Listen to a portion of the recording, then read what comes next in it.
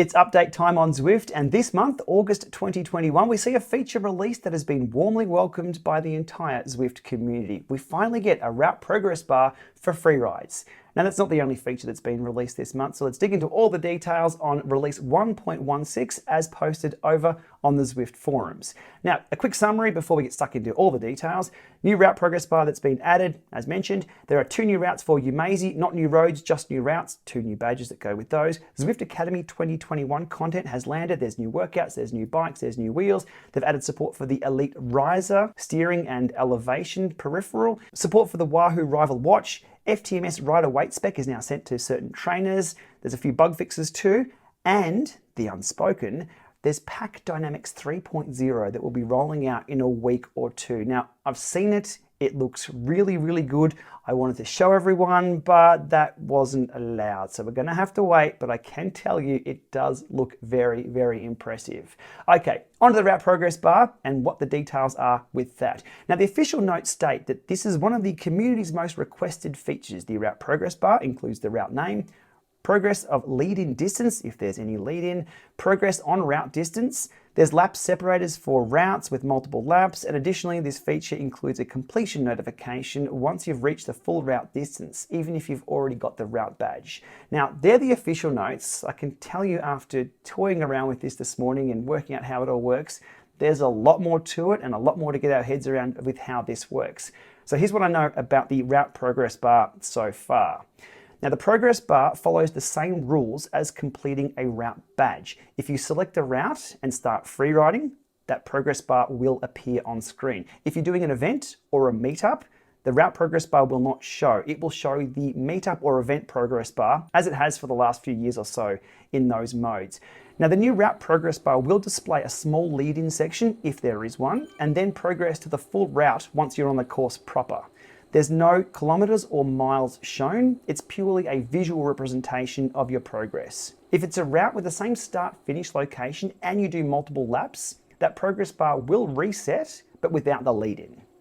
If you've already completed the route badge for a route, you will still get the new progress bar on screen. If you haven't gotten the route badge, again, you'll still get the route progress bar on screen and you'll get a route complete unlock message on the lower third when you complete the route and get that badge.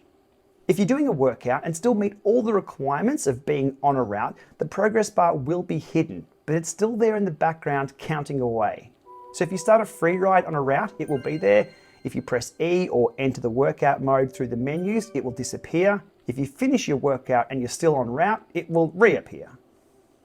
If you start a ride by joining a pace partner or a friend who are midway through a ride, it won't appear. And finally, with the rules that I've figured out so far, if you do a U-turn or make a manual turn whilst completing a route, it will disappear.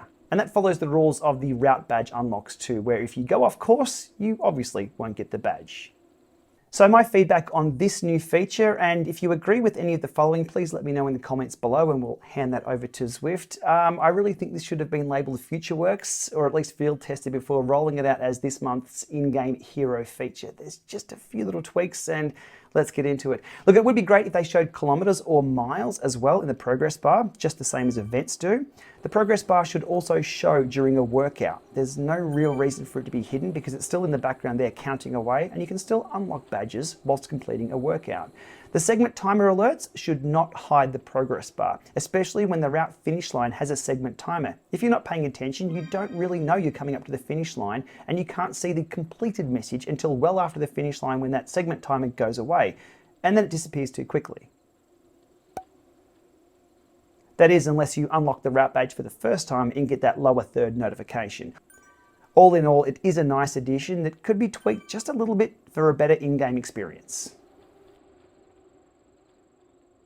On to a quick look at the 2 new routes on Makuri Island. The first one to look at is Farmland Loop, not to be confused with Flatland Loop. Here we go, 7.8 kilometers, 57 meters of climbing, not much to it, pretty flat, and another route badge to tick off in easily under half an hour.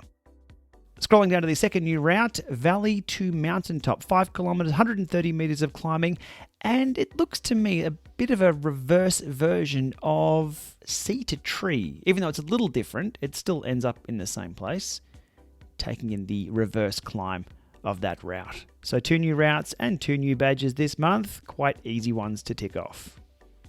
The always popular Zwift Academy kicks off for 2021, starting with Academy Road on August 30th, which involves 6 workouts, 2 timed events where they will be putting you to the test, and 2 recovery rides. Then it's into Academy Run October 4th and Academy Try October 18th.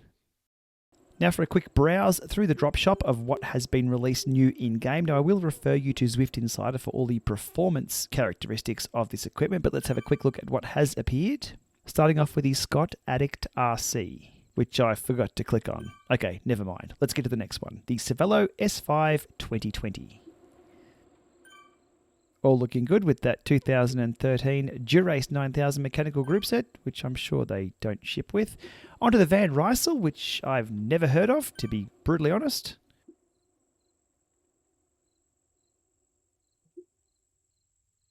Next up, we have the Canyon Ultimate CFR.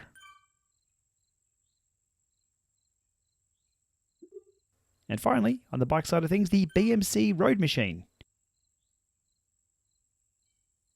which also doesn't grab me. Onto the 3 new wheel sets, and Cadex seems to be missing their logos. However, the logos are on the wheels themselves. We have a set of 42 mils on the Buffalo bike there, or a set of 65 mils. But for the ultimate bling, we have the DT Swiss Arc 1100 die-cut disc. Looking swish on my shopping bike. Let's go for a bit of a spin. Ah, just magnificent. We're still missing pedals though. The recently announced Elite Rizer steering and elevation peripheral is now supported in-game. Now the elevation side of things is transparent. That comes from the trainer, similar to that of the Kicker Climb. But the steering side of things does need to be paired as a peripheral or a sensor in-game via the steering icon. Let's go. Second time lucky. Activated and connected, and steering is go. Stand by for more of that here on the GPLama channel. Now there is official support for it in-game for Zwift. In regard to the newly added support for the Wahoo Element Rival watch, I'm seeking clarification on exactly what that means. I assume it's a heart rate rebroadcast from your wrist to the game, but that single line item in the changelog is a little bit thin on detail to know exactly what they mean. The final update that I'll cover today in this video is the added support for sending user weight to FTMS compatible trainers line in the changelog. Now, FTMS is the Bluetooth standard for trainers and other things. This is a good thing, but it's also a can of worms, asking why it wasn't ever there in the first place. I might cover this one separately once I have a lot more information on this. But in short, it should mean for a better ride feel experience, and by feel, I mean feel in the legs. Nothing else, nothing changes in-game for certain riders with certain trainers. More on this when I have further details. And finally, onto a new segment of these update videos, which I call What Broke This Month. And I think it's important to talk about these because if you're having these issues as well, you're not alone. I encourage you to jump over to the Zwift forums and do a bit of this. First up, we're seeing Apple TV and iPad users reporting resistance issues with some trainers and some smart bikes. I've tried to replicate this with a Kicker bike and an Apple TV Gen 4, which is Apple TV HD, and the Apple TV 4K 2021. No issues for me in sim mode, so I couldn't replicate that.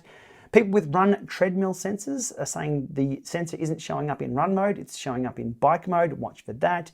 And as we saw before, the Cadex logo is not showing under the wheels section. So, I don't think there's any showstoppers. Hopefully Zwift can patch these out of band and we don't have to wait for next month. But there we are. A couple of things that broke this month.